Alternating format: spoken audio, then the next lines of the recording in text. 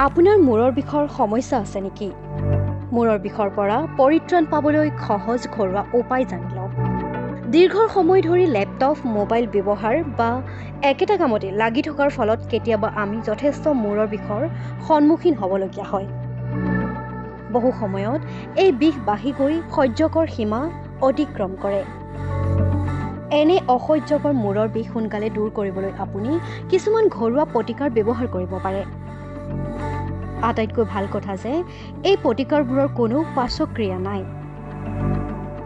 আজি জানো আহক ঘৰুৱা পদ্ধতিৰে কেনেদৰে আপোনাৰ মূৰৰ বিষ পৰিত্ৰাণ পাব পাৰে। পানী। মূৰৰ বিষ হ'লে কিছু সময় মূৰে মূৰে এগিলাচ পানী খালেও মূৰৰ বিষৰ পৰা কিছু পৰিমাণে পৰিত্ৰাণ পাব পাৰি। এবাৰ মাত্ৰ আপোনাৰ শৰীৰটো হাইড্ৰেট হৈ যোৱাৰ পাছত মূৰৰ বিষ ক্ৰমান্বয়ে কমি আহিবলৈ ধৰে।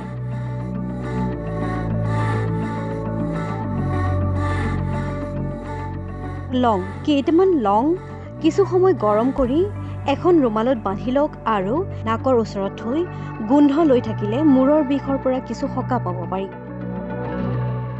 তুলসী পাত। তুলসীৰ আগ কেইটামান চাহ প্ৰস্তুত কৰি খালেও মূৰৰ বিষৰ পৰা আপুনি উপক্ৰম পাব।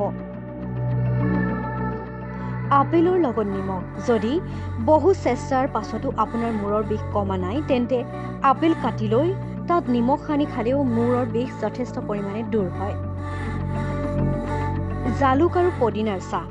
দুটামান জালুক আৰু কেইখিলামান পদিনা পাত দি আপুনি যিদৰে চাহ তৈয়াৰ কৰে সেইদৰে খালেও আপোনাৰ মূৰৰ বিষৰ পৰা আপুনি কিছু পৰিমাণে সকাহ পাব পাৰে।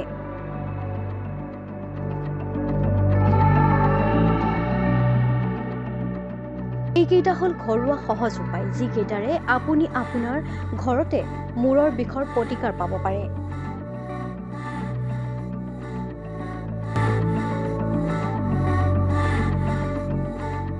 লং। কেইটামান লং কিছু সময় গৰম কৰি এখন ৰুমালত বান্ধি লওক আৰু নাকৰ ওচৰত থৈ গোন্ধ লৈ থাকিলে মূৰৰ বিষৰ পৰা কিছু সকাহ পাব পাৰি।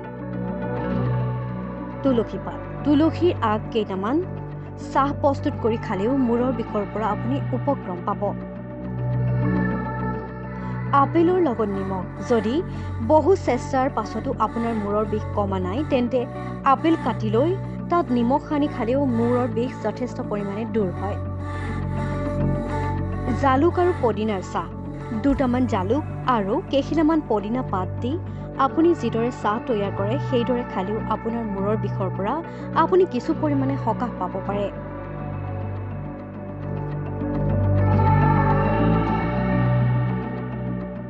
এইকেইটা হ'ল ঘৰুৱা সহজ উপায় যিকেইটাৰে আপুনি আপোনাৰ ঘৰতে মূৰৰ বিষৰ প্ৰতিকাৰ পাব পাৰে।